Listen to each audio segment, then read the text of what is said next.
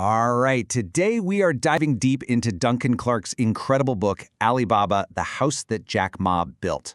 This is the story of how an English teacher, a guy they literally called Crazy Jack, built a global behemoth right from his tiny apartment, starting with what he famously called 1001 mistakes.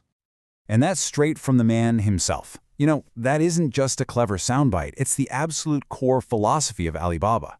Their story isn't some fairy tale about getting everything right on the first try. Nope, it's about relentless trial and error and the sheer gritty perseverance it took to just survive.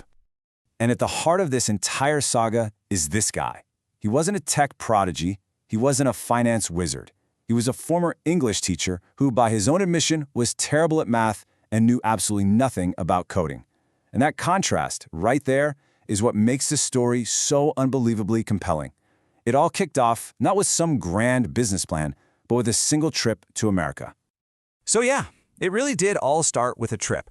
The year was 1995, and this journey to America was about to change everything.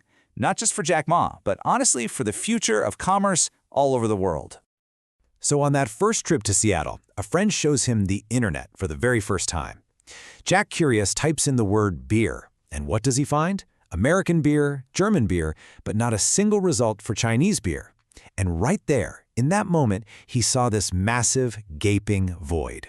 He scrambled to put together what he later called an ugly-looking page for his little translation business. Within hours, emails started pouring in from all over the world.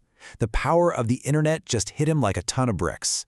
So just 4 years later, he gets 17 of his friends together in his apartment and pitches them this insane dream of Alibaba. Just think about that. They had no money, they had no tech, and they had no formal business plan. All they had was this incredibly powerful vision to connect China's millions of small businesses to the rest of the world. It was a crazy bet against all the odds, fueled by nothing but pure belief. But here's the thing. Behind the whole Crazy Jack persona and this grand, sweeping vision, there was a truly brilliant strategy taking shape. He called it the Iron Triangle, and it was perfectly designed to solve the very unique problems of doing business in China at the time. Okay, so the strategy was this amazing three-part system. First, you needed the digital marketplace itself. Second, you had to have the physical logistics network to actually deliver the goods. And third, and this was the absolute key, a financial system to build trust between total strangers. This integrated iron triangle became the engine that just powered Alibaba's explosive growth. So that first pillar was e-commerce, and its champion was Taobao. The name literally means panning for gold, and it was, without a doubt, an everything store. It wasn't just a website to buy things. It was this vibrant, chaotic digital bazaar built from the ground up for the Chinese consumer. But, a digital marketplace is completely useless if you can't get the products to the people. So to solve this, Alibaba partnered with a literal army of courier companies, a lot of them from a single town called Tonglu. This network became the physical backbone of China's e-commerce revolution, with millions of couriers delivering millions of packages. And finally, the masterstroke, finance. In a market where trust between strangers was incredibly low, how on earth do you convince someone to send money to a seller they've never even met? Well, Alipay was the answer. It held the buyer's money safely in escrow and would only release it to the seller once the goods were received and the buyer was happy. It was absolutely revolutionary because it basically manufactured trust out of thin air, unlocking the entire market. With that iron triangle firmly in place, Alibaba was ready for its biggest test yet. The global titan, eBay, had just entered China, and they were aiming for total domination. What happened next was a classic David versus Goliath showdown for the future of e-commerce in China. Their approaches could not have been more different. eBay came in with its standardized, clean, one-size-fits-all global model.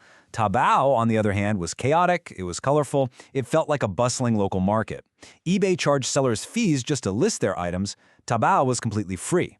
And maybe most critically, eBay ran its servers overseas, which made the site slow, while Taobao's were right there in China, making it lightning fast. And this quote right here, it gets to the absolute heart of why Alibaba won. Jack understood that in China, where state-run retail was super inefficient, e-commerce wasn't just a convenience, it was a revolution. It was becoming a core part of people's lives. eBay saw it as a simple transaction. Alibaba saw it as culture. So in the end, every single one of eBay's supposed strengths became a weakness in China.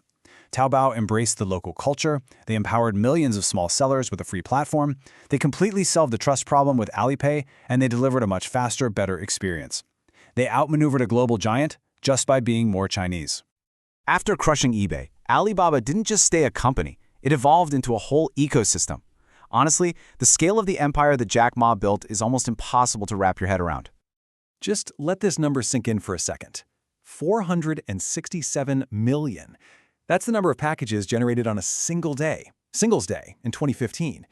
That's not a company. That's a logistics operation on the scale of a small country's entire postal service, all happening in 24 hours. It's just mind-boggling. This quote from a rival really says it all. Running Alibaba meant you were dealing with problems on a national scale, from fighting an endless war against counterfeit goods to navigating incredibly complex relationships with a government that had never seen a private company with so much power and influence. So, what's the final verdict on Duncan Clark's telling of this story in Alibaba, the house that Jack Ma built? Let's break it down in our final analysis. The book itself is an absolute must-read for anyone who's into business, technology, or just a great underdog story. It's part biography, part business case study, and a really fascinating window into the rise of modern China. Really, the core idea of the book is that Alibaba's success wasn't some kind of magic.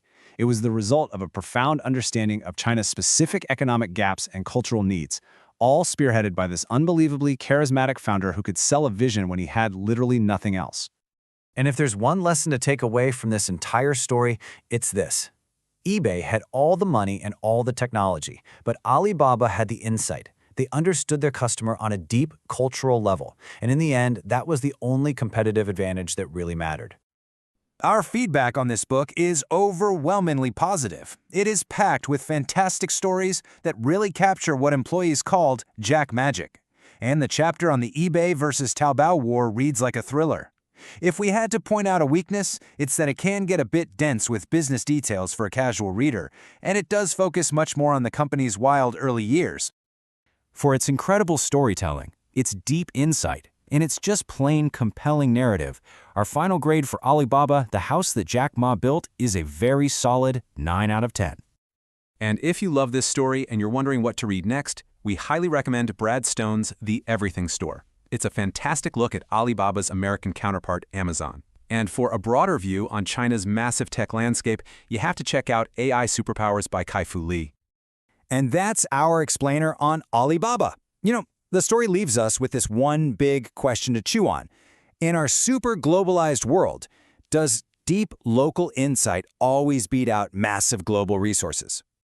Let us know what you think down in the comments. And of course, don't forget to follow and subscribe for more explainers just like this one. We'll see you on the next one.